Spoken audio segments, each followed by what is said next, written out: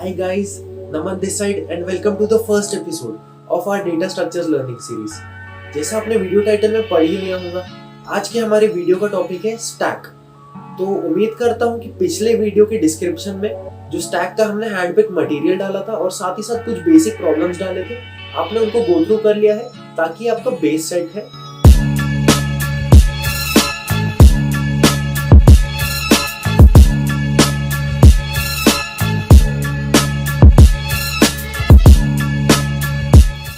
आज की वीडियो में हम दो काफी इंटरेस्टिंग प्रॉब्लम्स डिस्कस करने वाले हैं स्टैक पे, जो कि आपका स्टैक कंसेप्ट सीमेंट करने में तो हेल्प करेगा ही, पर आगे जाके कोडिंग राउंड्स और इंटरव्यूज में काफी फायदेमंद प्रूव आउट कर सकता है। तो फिक्र मत करो, अगर दोनों क्वेश्चंस में से आपको कोई क्वेश्चन नहीं भी आता है तो उनका वीडियो में मैं डिटेल सोल्यूशन तो डाल ही रहा हूँ। तो आइए मूव ऑन करते हैं।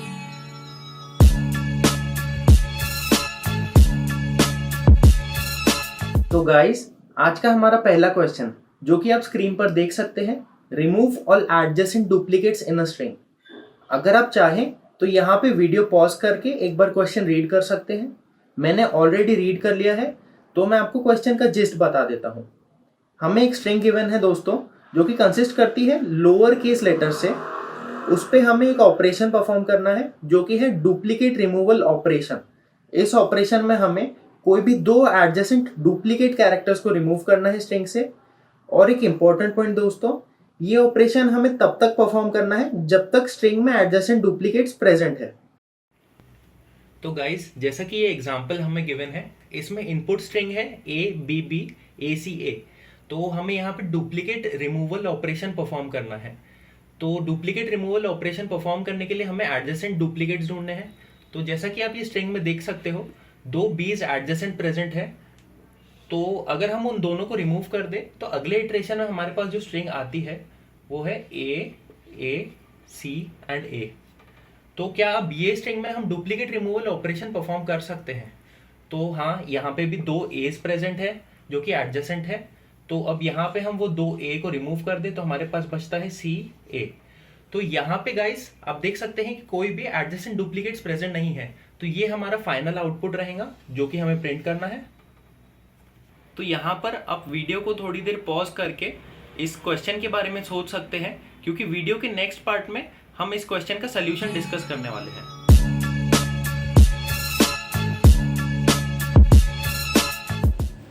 तो दोस्तों, ये क्वेश्चन देखकर दिमाग में सबसे पहले एक स्ट्रेट फॉरवर्ड अप्रोच आता है जिसे ब्रूट फोर्स भी कहते हैं, जो आप बोर्ड पर देख सकते हैं, जिसमें हम आई वाला लूप यूज़ करेंगे स्ट्रिंग ट्रैवर्स करने के लिए और जे वाला लूप यूज़ करेंगे वो एलिमेंट के पीछे उसका डुप्लीकेट चेक करने के लिए।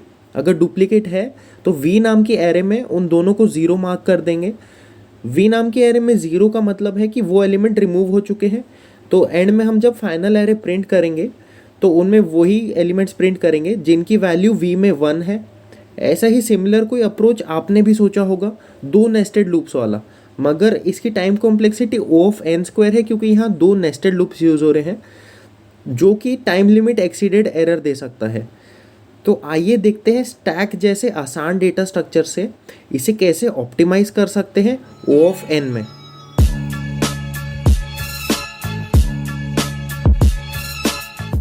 यहाँ स्क्रीन के लेफ्ट साइड पे देखें तो स्टैक के तीन बेसिक ऑपरेशंस लिखे हैं, जो कि है पुश, पॉप और टॉप। पुश यूज़ होता है स्टैक में एलिमेंट इंसर्ट करने के लिए, पॉप यूज़ होता है स्टैक से एलिमेंट रिमूव करने के लिए, और टॉप यूज़ होता है स्टैक का टॉप मोस्ट एलिमेंट एक्सेस करने के लिए। चलिए स्टार्ट करते हैं इस एल्गोरिदम से। ये एल्गोरिदम बहुत ही आसान है, इसमें सिर्फ दो ही चीज़ें करनी है। अगर स्टैक का टॉप एरे के करंट एलिमेंट से इक्वल है तो हम स्टैक के टॉप को पॉप कर देंगे, साथ ही साथ हम एरे का करंट एलिमेंट इंसर्ट नहीं करेंगे क्योंकि वो दोनों एलिमेंट एडजेसेंट हो चुके हैं। पर अगर स्टैक का टॉप करंट एलिमेंट से इक्वल नहीं है तो हम एरे के करंट एलिमेंट को स्टैक में पुश कर देंगे। तो चलिए इस एग्जांपल पे इस एल्गोरिदम को अप्लाई करते हैं। तो इनिशियली स्टैक एम्प्टी था, अब हमने स्टैक में A पुश कर दिया है तो स्टैक का टॉप A बन चुका है। अब हमारा एरे का नेक्स्ट एलिमेंट है B। अब हम स्टैक का टॉप जो कि है A उसको एरे के नेक्स्ट एलिमेंट B से कंपेयर करेंगे, वो दोनों अनइक्वल है तो अब हम B को भी स्टैक में पुश कर देंगे। तो अब B स्टैक का टॉप बन चुका है और एरे का करंट एलिमेंट भी B है। अब ये दोनों एलिमेंट्स इक्वल है, इसलिए हम स्टैक से पॉप करेंगे टॉप को और साथ ही साथ हम एरे के करंट एलिमेंट को भी पुश नहीं करेंगे, क्योंकि हम चाहते हैं कि दोनों एडजेसेंट एलिमेंट्स रिमूव हो जाए, क्योंकि दोनों डुप्लीकेट हैं। अब हमारे स्टैक में बी पॉप हो चुका है, तो स्टैक का टॉप अभी ए पे है और एरे का करंट एलिमेंट भी ए है, जो कि दोनों फिर से सेम है। तो हम इस ए को स्टैक से फिर से पॉप करेंगे और एरे के करंट ए को फिर से इंसर्ट नहीं करेंगे। अब ए को पॉप करने के बाद स्टैक एम्प्टी हो चुका है, तो एरे का नेक्स्ट एलिमेंट जो कि है सी, अब हम उसे स्टैक में पुश कर देंगे। अब स्टैक का टॉप सी बन चुका है और एरे का करंट एलिमेंट ए है, जो कि दोनों अनइक्वल है, तो हम इस ए को स्टैक में पुश कर देंगे और ये बन जाएगा स्टैक का टॉप। तो स्टैक का फाइनल कंटेंट जो कि है सी ए, ये हमारा फाइनल आंसर है।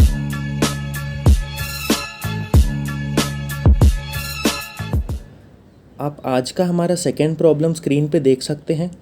इस क्वेश्चन को आप वीडियो पॉज करके एक बार रीड कर लीजिए। मैंने ऑलरेडी रीड कर लिया है, तो मैं आपको इस क्वेश्चन का जिस्ट बता देता हूँ। हमें एक इंटीजर एरे गिवन है जिसमें हर एलिमेंट एक पर्टिकुलर डे का टेम्परेचर रिप्रेजेंट करता है, और हमें हर एक डे के लिए फाइंड आउट करना है कि कितने डेज बाद टेम्परेचर आज के टेम्परेचर से हायर रहेगा। तो इस क्वेश्चन को अगर ध्यान से देखा जाए तो ये question find next greater element में डिड्यूस हो सकता है। एक बार क्वेश्चन में गिवन एग्जांपल ट्रेस कर लेते हैं। इनपुट एरे का हमारा पहला एलिमेंट 73 है, जिसका राइट साइड में नेक्स्ट ग्रेटर एलिमेंट देखें तो जस्ट अगला ही एलिमेंट 74 है, जो कि उससे ग्रेटर है। तो आउटपुट में हम 1 प्रिंट करेंगे, जो कि 74 और 73 के बीच का डिस्टेंस है। सिमिलरली इनपुट एरे का सेकेंड एलिमेंट 74 के लिए भी जस्ट नेक्स्ट एलिमेंट 75 ही उससे ग्रेटर है, तो इसके लिए भी आउटपुट एरे में 1 प्रिंट होगा। अब इनपुट एरे के थर्ड एलिमेंट 75 के लिए देखें तो नेक्स्ट एलिमेंट जो इससे बड़ा है वो है 76, जिसका इससे डिस्टेंस 4 है, इसलिए हम आउटपुट एरे में 4 प्रिंट करेंगे। इस तरह आप एंटायर इनपुट एरे ट्रेस कर सकते हो।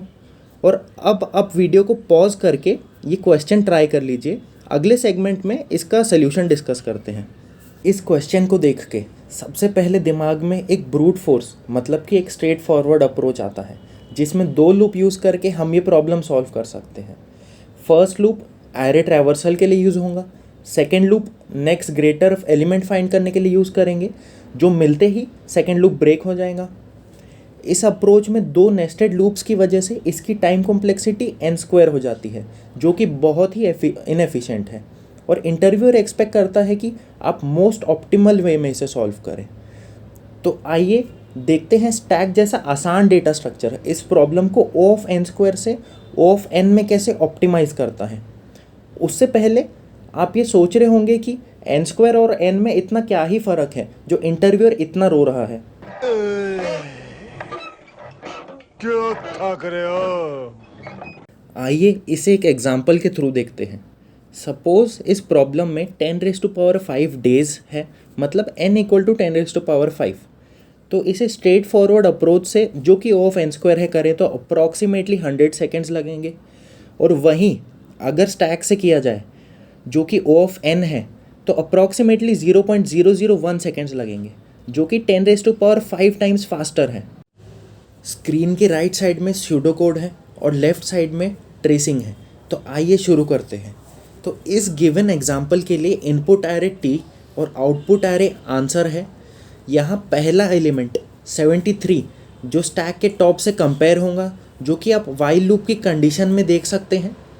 स्टैक का टॉप नल है तो वाइल लूप की कंडीशन फॉल्स हो जाएगी और ये एलिमेंट की पोजीशन जो कि 1 है स्टैक में पुश हो जाएगी। अब सवाल ये आता है दोस्तों कि हम स्टैक में पोजीशन क्यों इंसर्ट कर रहे हैं और एलिमेंट क्यों इंसर्ट नहीं कर रहे हैं। इसका जवाब बड़ा ही सिंपल है और वो इस प्रॉब्लम का आउटपुट फॉर्मेट ही बता देता है, जो कि पोजीशंस का डिफरेंस डिमांड करता है। अब आई पॉइंट करेंगे नेक्स्ट एलिमेंट पे जो है 74। यहाँ वाइल लूप की कंडीशन ट्रू हो जाएगी क्योंकि स्टैक टॉप पे 1 है और पोजीशन 1 पे 73 है जो कि 74 से कम है। तो यहाँ आंसर ऑफ 1 = 2 - 1 हो जाएगा, जो कि है 1। मतलब 73 का नेक्स्ट ग्रेटर एलिमेंट उससे एक पोजीशन आगे है। अब क्योंकि 73 का नेक्स्ट ग्रेटर एलिमेंट मिल चुका है तो उसकी पोजीशन को स्टैक से पॉप कर देंगे। यहाँ पे वाइल लूप एंड हो जाएगा। अब नेक्स्ट स्टेप में i जो कि है 2 मतलब 74 की पोजीशन स्टैक में इंसर्ट हो जाएगी। अब नेक्स्ट एलिमेंट है 75 और स्टैक टॉप पे है 2 और टी ऑफ 2 जो कि है 74, 75 से कम है। तो यहाँ फिर से आंसर में 3 - 2 = 1 इंसर्ट हो जाएगा, 2 पॉप हो जाएगा और 3 जो कि है 75 की पोजीशन स्टैक में पुश हो जाएगी। अब अगले एलिमेंट 71 के लिए वाइल कंडीशन फॉल्स हो जाएगी क्योंकि स्टैक टॉप 75 पे पॉइंट कर रहा है और 71 की पोजीशन स्टैक में पुश हो जाएंगी।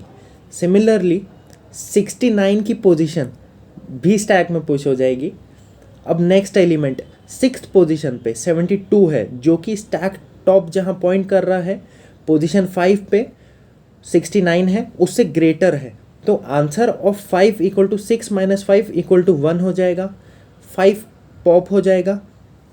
अब यहाँ 72 की पोजीशन 6 स्टैक में पुश नहीं होगी दोस्तों, क्योंकि वाइल लूप अभी एंड कहाँ हुआ है दोस्तों, अभी 5 पॉप होने के बाद स्टैक टॉप 4 है जो पॉइंट करता है 71 पे। ये 72 से कम है तो वाइल फिर से ट्रू हो जाएगा और फिर से चलेगा। अब आंसर ऑफ 4 = 6 - 4 आ जाएगा और 4 पॉप हो जाएगा। अब वाइल फाइनली फॉल्स हो जाएगा क्योंकि स्टैक टॉप 3 पे पॉइंट कर रहा है जो कि 75 है और 75 76 से कम है, तो यहाँ पे वाइल कंडीशन फॉल्स हो जाएगी। अब 72 की पोजीशन जो कि 6 है स्टैक पे पुश हो जाएंगी और अगले 2 एलिमेंट के लिए भी सेम प्रोसेस करोगे तो आंसर कुछ ऐसा दिखेगा। अब आते हैं इस एल्गो के बोनस पॉइंट पे। दोस्तों देखने में तो ऐसा लगेगा कि ये एल्गो भी n² चलेगा क्योंकि 2 नेस्टेड लूप है, पर कमाल की बात ये है कि एक एलिमेंट एक ही बार इटरेट हो रहा है, क्योंकि वाइल लूप में जब कंडीशन ट्रू होती है तो फर्स्ट इटरेशन में ही हम एलिमेंट को पॉप कर देते हैं। अब क्योंकि वो एलिमेंट डिलीट हो चुका है अगली बार इटरेट ही नहीं होगा, तो एक एलिमेंट के लिए एक इटरेशन मतलब n एलिमेंट्स के लिए n इटरेशंस। तो कॉम्प्लेक्सिटी यहाँ हो गई O of n। इन दोनों प्रॉब्लम से आपने एक चीज़ तो नोटिस की होगी कि कोई भी क्वेश्चन का स्ट्रेट फॉरवर्ड अप्रोच तो इजीली क्लिक हो जाता है, पर उसको एफिशिएंटली डेटा स्ट्रक्चर से कैसे सॉल्व किया जाए, उसमें वो डेटा स्ट्रक्चर अप्लाई कहाँ किया जाए, उसके लिए दोस्तों आपको उस डेटा स्ट्रक्चर की थोड़ी सी प्रैक्टिस होनी ज़रूरी है। इसी वजह से हमने पिछले वीडियो के डिस्क्रिप्शन में आपको स्टैक के कुछ बेसिक प्रॉब्लम्स प्रोवाइड किए थे जो कि ये दोनों प्रॉब्लम्स है तो काफ़ी ईजी थे। तो अगर आप वो 4 प्रॉब्लम्स मिस कर दिए हैं तो आप यहाँ क्लिक करके उन तक पहुँच सकते हैं। और साथ ही साथ ये प्रॉब्लम्स कलेक्ट करते वक्त हमने 2 काफ़ी इंटरेस्टिंग प्रॉब्लम्स देखे जिनसे गो थ्रू होना मस्ट है, तो उसके लिए हम वो दोनों प्रॉब्लम्स डिस्क्रिप्शन में प्रोवाइड कर देंगे। और साथ ही साथ हमारा नेक्स्ट वीडियो जो कि क्यूज पे होने वाला है, तो उसका हम स्टैंडर्ड मटेरियल अच्छे से पूरा इंटरनेट ढूंढ के जो बेस्ट मटेरियल मिलेगा वो प्रोवाइड करेंगे डिस्क्रिप्शन में, और साथ में क्यू के कुछ बेसिक प्रॉब्लम्स प्रोवाइड करेंगे ताकि क्यू के नेक्स्ट वीडियो में जब आप आए तो आपको सब कुछ अच्छे से समझ में आ जाए। तो ठीक है दोस्तों, I hope this video was helpful. मिलते हैं नेक्स्ट वीडियो में, बाय बाय।